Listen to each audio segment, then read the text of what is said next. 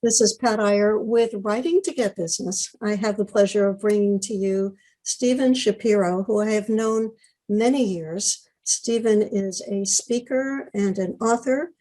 We met in National Speakers Association years ago. I joined in 2008, and I suspect Steven's been a member longer than I have. Is that true, Steven? I first got involved in 2001 when I moved back to the United States and I first discovered them. So a little bit longer, not too much. All right. Back to the United States. Tell me about where you came from. So I was living in London in the late 90s into the early 2000s and came back in 2001, but then went back to London for a little bit. It was just great to have a chance to experience different culture by living in a different country. Now, did you come back before 9/11 or after 9/11? I was in London during 9/11. I actually had friends who were flying from their honeymoon in Italy to New York. They worked in the World Trade Center and they were flying through London, got stuck in London, and they stayed with me. So it was actually a really nice time to connect with them and share stories about the people that they knew. And it was a very, very challenging but interesting time. I bet that was hugely emotional for them. Oh, it was. It was. I mean, they were glued to the TV and, it was interesting to watch, different coverage. I mean, like here you have the BBC, which is a different type of news broadcast. And so it was just interesting to see the contrast between, the American networks and the British networks and the European networks. Yes. Tough times, very tough times. Absolutely. So you got involved in National Speakers Association after you moved back to the United States, probably more or less permanently. And I know that I've heard you speak about your personality cards, personality poker. Is that the name of Correct. Yep, that's the product? name. You've always struck me as an innovative person who's looked at how to repurpose and monetize your knowledge. And that's one of the themes of our podcast, is that it doesn't end with your book, doesn't end with the book royalties. It is a platform for which you can expand. Tell our listener or our viewer who's watching this on our YouTube channel, how did you go from your not being published at all, but to your first book? What was that journey like, and what prompted you to write your first book? So I wrote my first book when I was actually living in London. I was working for Accenture at the time, which is a large management consulting firm. And at the time I was leading a 20,000 person innovation practice. So I was approached by a publisher to do a book because when you're leading that many people, they're like, ooh, lots of good sales coming our way. So for me, it was actually interesting because I didn't have an agent. I didn't have to do a proposal. Basically, they offered me a book deal pretty much on the spot, and I published the book. And interestingly, I had the first copies of the book in my hands on September 10th, 2001. I had one day to celebrate. And basically the end of October is when I had my book launch party. And basically my book launch party was also my leaving Accenture party. And that's when I left the world of consulting and decided to launch my speaking, author, thought leadership business. Did the publisher know you were planning to leave Accenture at the time that you got the deal? Or maybe you weren't thinking about leaving at the time?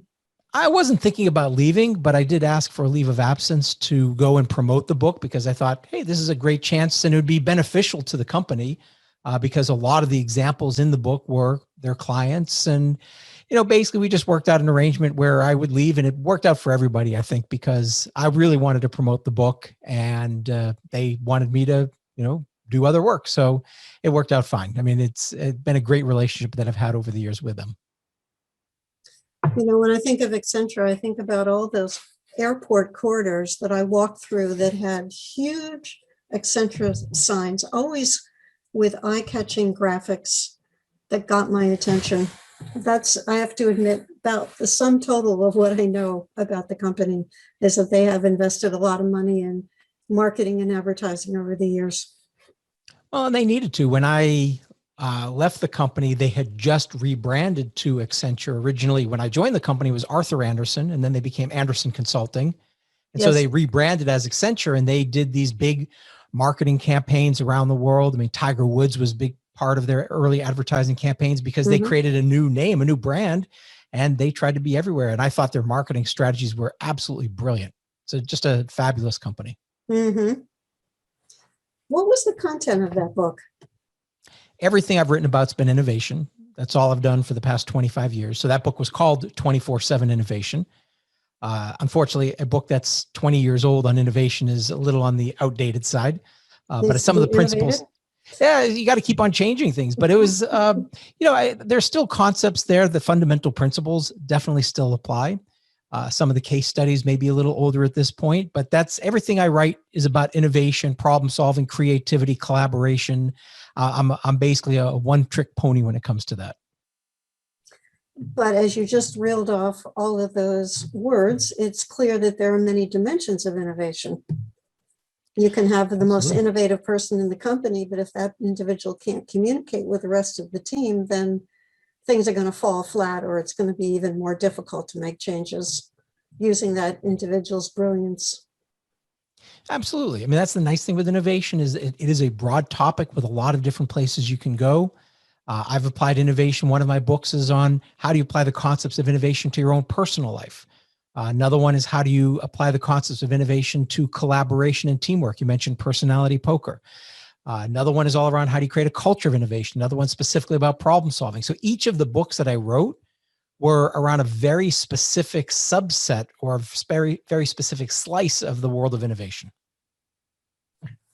And were these books independently published, or did you go through a traditional publisher for each of them? So I've had 6 in total. First one was McGraw-Hill. Second one was Wiley. The third one I self-published, truly self-published. Didn't even have an ISBN number on it. It was only sold in bulk to my clients who hired me to do speeches. And that was a great book. I got a lot of leverage out of that one. Then I had 2 books with Penguin for their portfolio imprint. And then my last one was hybrid published. So I've done self, hybrid, traditional. I've run the gamut. What would you recommend to somebody who is faced with those choices and is confused as to what direction to head to? They all have pluses and minuses. It really depends on, why you're writing a book. And I think that's the question which a lot of people don't take enough time to think about. They spend a lot of time thinking about the book, but not why are they writing the book? What are they hoping to do with the book? What's the end game for the book? And so I think that really is going to determine the right strategy. I mean, I loved being traditionally published. To say that I have 2 books with Penguin is to me great. For my most recent book, I knew I couldn't go traditional publishing because I needed to own the intellectual property, because I've taken the content of the book and I've created videos where I basically read the book in front of a green screen and created hours and hours of content around that, created tools where all the content from the book is repurposed into tools. And most traditional publishers want to own audio, video, digital rights of any form of the book. And so for me, that wasn't an option. And I just didn't want to go down the self-publishing path because I wanted a book that was really going to be a work of art, something that when people held it in their hands, they would say, this is a beautiful, spectacular book and it represents my brand. That's a great point, because I'm sure you and I have both picked up books that have been independently published, and you look at it and say, I know this was independently published. This was not edited. This was laid out in a very unusual way, maybe double spaced, for example, or one book I can think of is like a size 16 font, just in order to stretch the book to meet the minimum number of pages. You've clearly seen those books as I have. What was the arrangement with a hybrid publisher? Did you have to invest to get that book published, or was there a split on sales? There's definitely an investment. I mean, I think all hybrid publishers, there's going to be an investment. Mm-hmm. There is a slight split on sales, but it's relatively favorable. I mean, compared to like a traditional publisher where I might get from a retail channel, a very, very small percentage, maybe 10% or 15% of the price. It's basically been flipped on its head. So the publisher takes a much smaller percentage. Obviously, Amazon and whatever distribution channels take their percentage. So there's a little bit of sharing, but also the nice thing is if I sell to my clients directly, I keep all of the profits. But I did have to pay for all the books to be printed. So when I went with Penguin, I didn't have to pay for books to be printed, but I also got a very small amount of money on the back end of it compared to, the percentage of what the book costs. Mm-hmm. I know with the traditional publishers that I have gone through that I've gotten 10 to 12% royalties, if that. Now they were big textbooks that sold $100, that were $100 a piece. So it turned out to be that I would get a nice size royalty check twice a year. But I quite honestly make more money every month with a check that Amazon sends me, or puts into my bank account now, than I ever did from a traditional publisher.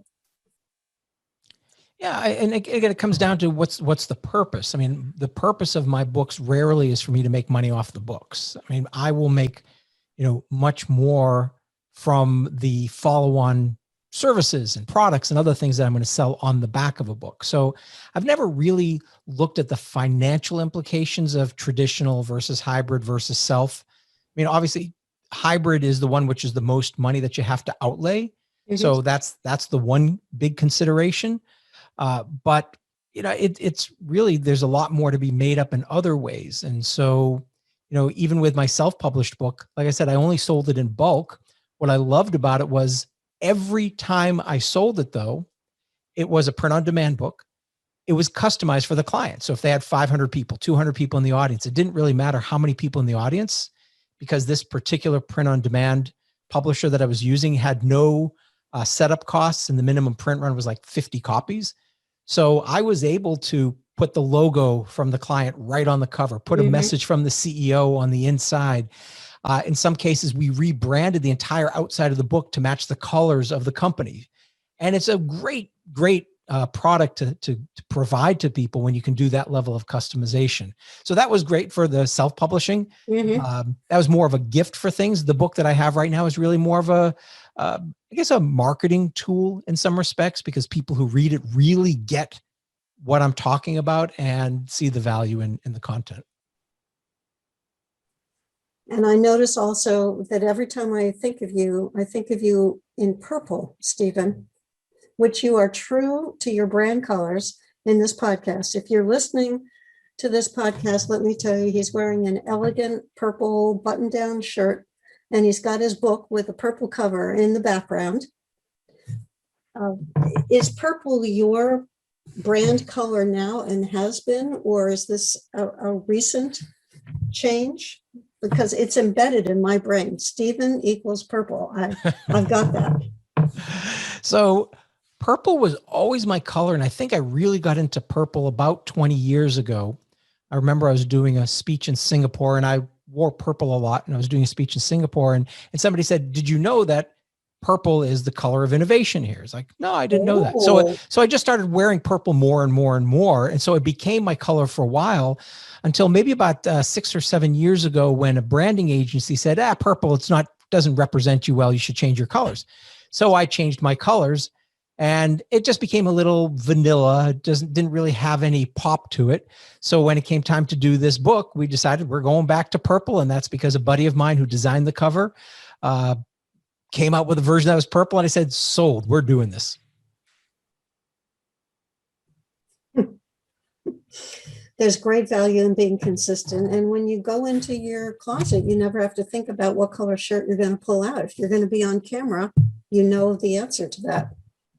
It is true. It makes life a little easier, although I do have so many different shades of purple. I'll wear a different purple for different occasions. Or if I'm wearing a sport coat, I'm going to wear a different color purple. But I like the consistency. It's a fun color. It's recognizable. A lot of my branding and other materials are in the purple realm. And so it's good, and I like it. And from a book perspective, it was interesting, because when we were considering a purple book, the publisher was originally like, well, I don't know. And so I went to the bookstore and I looked, and there were like some in the business book section, there were literally 2 books that were purple. One was Rich Dad, Poor Dad, which sort of had a various purple shades in it. And the other one was the Harvard Business Review's book on innovation articles. And so I thought, okay, well, there's not a lot of purple. One happens to be Harvard Business Review with innovation. So let's go with the purple because it's going to stand out. And like you said, people, when they see the book, it's because there's the invisible man on the cover, and there's a lot of subtle things that we've done. The glass is actually, if you get the light right, will sort of glow. So there's a lot of things that we did to make the cover really pop, especially in a bookstore or if you just see it on somebody's shelf. And that's been fun, is just to play around with it. I know when I was working with Greg Williams as his ghostwriter, and purple is his brand name, brand color also, he talked to the publisher about having a purple cover, and they assured him it would be purple, but it came out like a dark navy color. And he said, that's not purple. And they said, oh, but when it's printed, it'll be purple. Well, it came out as dark navy, and he was not happy. So I'm glad that you got your purple cover.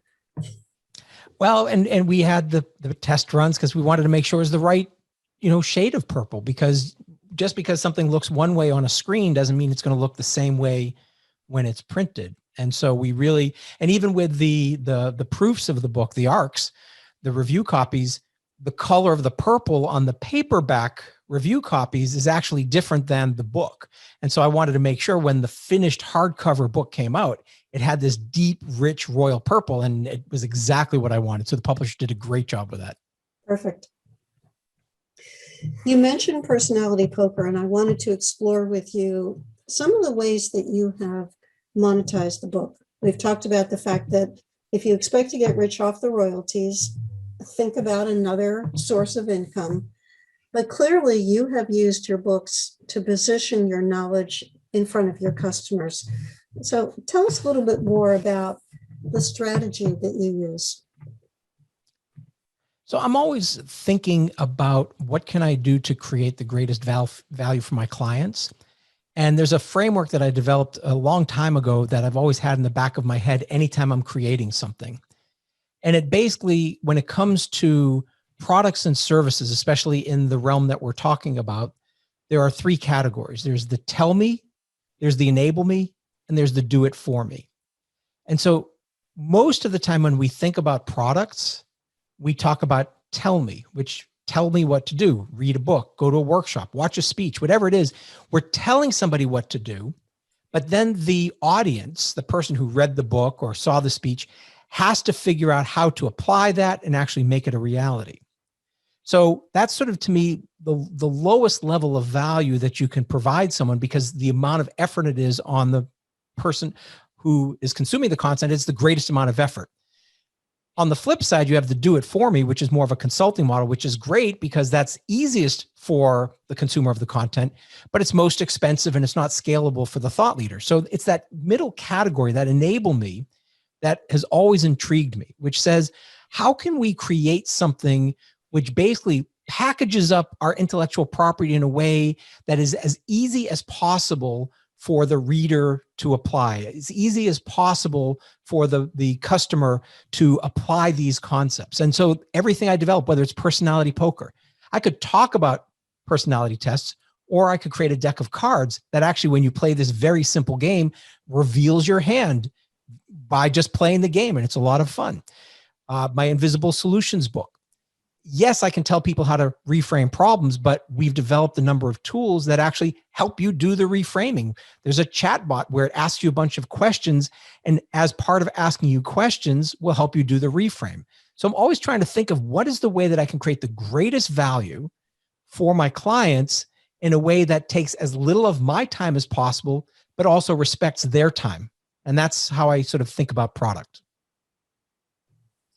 I think I remember hearing you talk about this at one of the NSA meetings, and it was probably the one where we were playing personality poker. And I remember walking into a room crowded with people and people swapping cards and holding up cards, and then having you talk about using products related to being a speaker.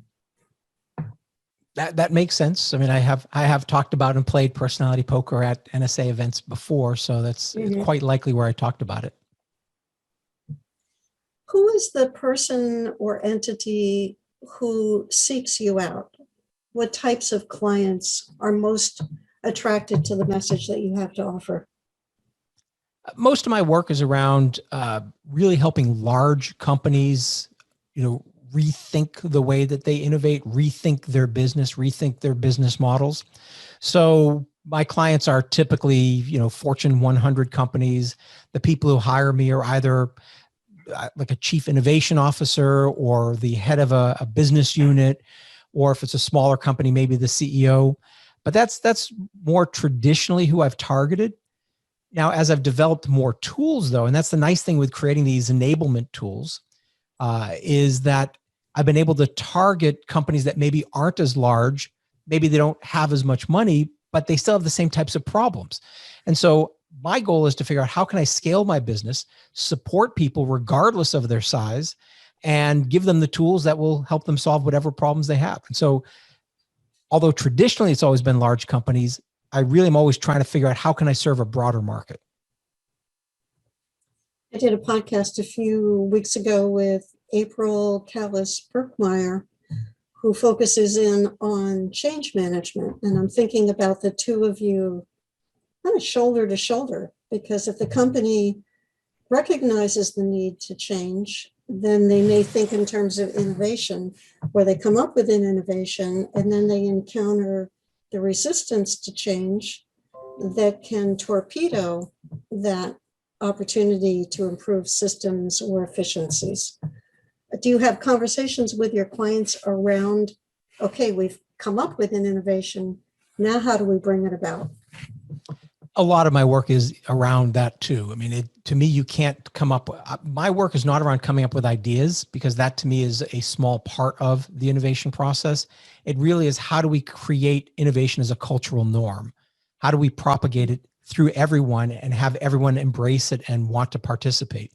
So I'm looking beyond just creativity, which is maybe the spark and the inspiration. I'm looking at organization structures, measurements, leadership styles, collaboration methods. To me, all of those need to be put together, because you're right. If you deal with just one part of the problem, well, that doesn't necessarily solve anything, because you have all the other aspects that need to be dealt with.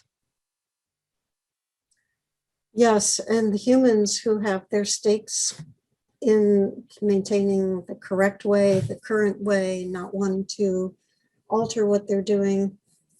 When I was in graduate school getting my master's in nursing, I came across the term change agent, and I started getting fascinated with, what do you do when you go into a new organization? In this case, when I finished my master's degree, I was hired to be in charge of the education for a large urban hospital.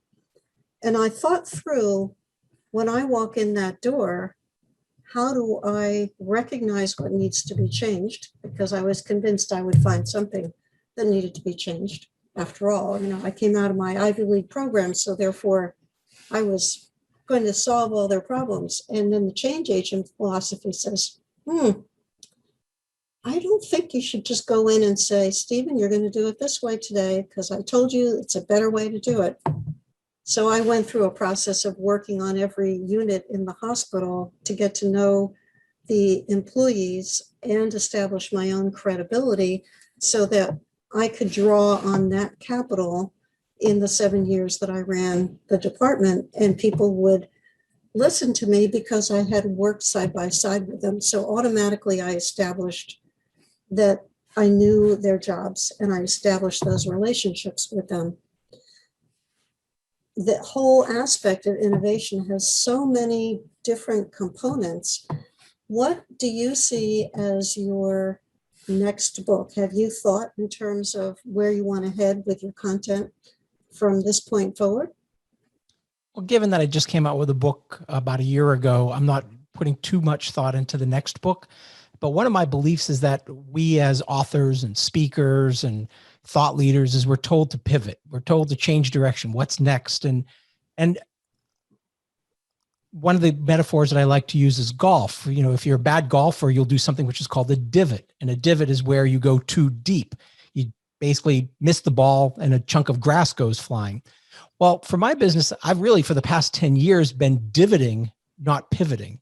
I'm not trying to go broader or to the next thing. I'm actually trying to do what's deeper, what's more valuable. So this whole concept, Invisible Solutions, which is an entire book, an entire body of work built around lenses that I've developed, started 10 years ago with my previous book, Best Practices Are Stupid.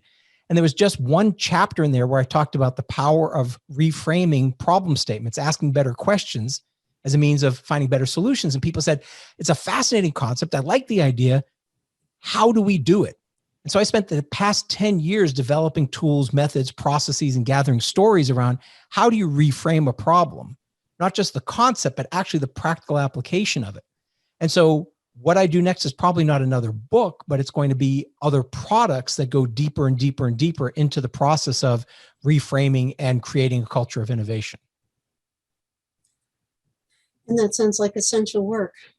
The culture has to support and nourish and applaud and encourage innovation. Otherwise, it stays dead in the hard drives of those computers of the innovators who can't reach the people in the way that they understand. And maybe that's in the reframing and the framing of those concepts to help individuals make their contributions, recognize the value, contribute, and actively build the change that embodies the innovation.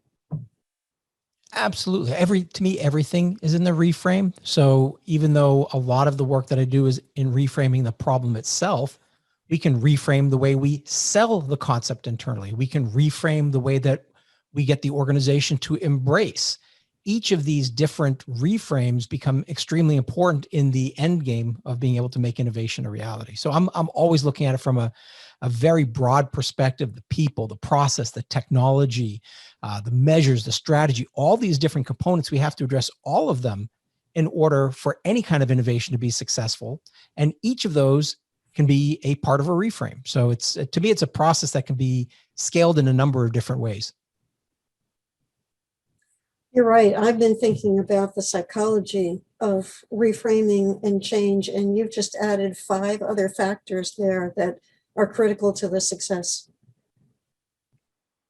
Well, it does take a lot and that's why I think a lot of these initiatives have failed in the past, is people have equated for example, just talking about innovation, they've equated creativity with innovation, and they're not the same thing. They seem to think that if we get people, developing wacky ideas and people thinking outside the box and people coming up with kooky suggestions, that's going to move an organization. And it's not. We don't need more ideas. We need better problems better solutions to more important problems. And then we have to have the means to actually bring that forward inside the organization. It's not a quantity of ideas. It's a quality of solutions that actually get implemented. And I think people think too narrowly about innovation or any type of change program in order for it to be successful. I just finished editing a book, The Chief Executive Team, written by a industrial psychologist, organizational psychologist, Ricardo Vargas.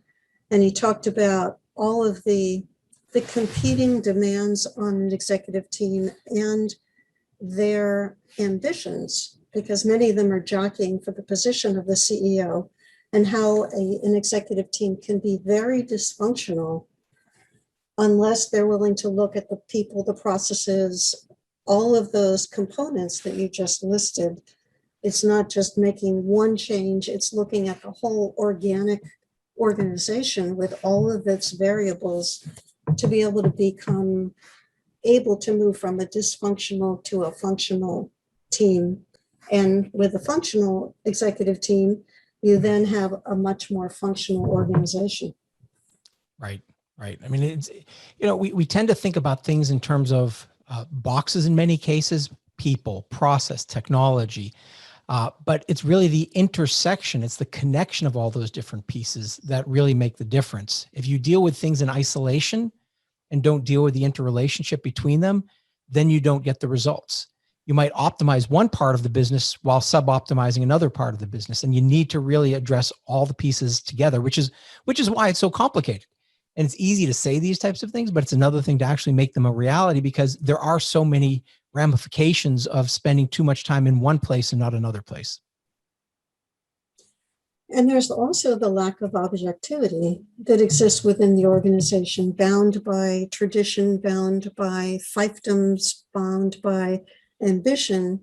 When you come in as an outside consultant coach to work with that organization, you can see things that I believe they are blind to, or at least some members of the association or organization are blind to. I think that's the big value of outside perspectives in general, is it's hard for us to look at ourselves objectively.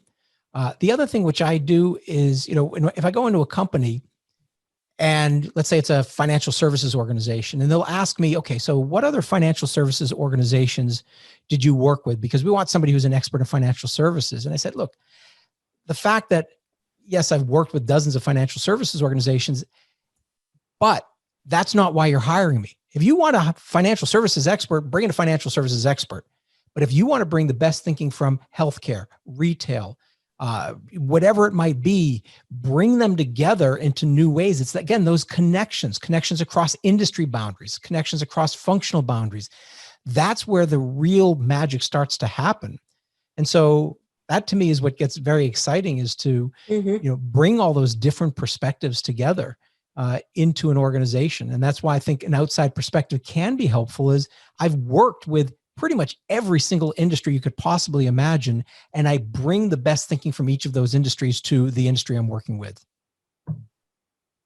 Well, how can our listener or our viewer find out more about you and your services and your book or books? You can go to my website, which is steveshapiro.com. If you want to learn about Invisible Solutions, which is my latest book, you can go to invisiblesolutionsbook.com. That's probably the best place to start. All those, you'll find my books and speeches and other materials. Everything's right there. Excellent. Well, if you are interested in the topic of innovation, I encourage you to check out Steve Shapiro's most recent book. If you are a company looking for a consultant or assistance, you can find his information at the website that he just defined for you. Thank you, Stephen, for being part of the show and sharing your thoughts and experiences with us. It was my pleasure, Pat. Thanks for having me. And thank you to you who's been listening to this program or watching it on our YouTube channel. Be sure to tell a couple of other people about Writing to Get Business. Our podcast focuses in on using a book as a business tool, not just focused on the royalties, but on the opportunities and the doors that open to you when you become an author. This is Writing to Get Business, and I'm Pat Iyer. I have just finished speaking with Donna Blevins, who is known as Big Girl Poker on many of her platforms. She is an individual who has quite an amazing story to share. Donna, what are some of the key points that we covered in your podcast? Everything from being 6 feet 5 inches tall and going from modeling to real estate to publishing to poker and now to being a mind shift coach. I think one of the things that people will want to know is how poker saved my life. That's my tease. Be sure to come back and watch Donna Blevins' podcast. If you are watching a series of podcasts, it should be the one right below this one. And you may be on YouTube and you'll see this little video linked to the full interview. Be sure to capture that opportunity to get to know Donna and to take advantage of the lessons and the teachings that she shares in this program. Thanks so much.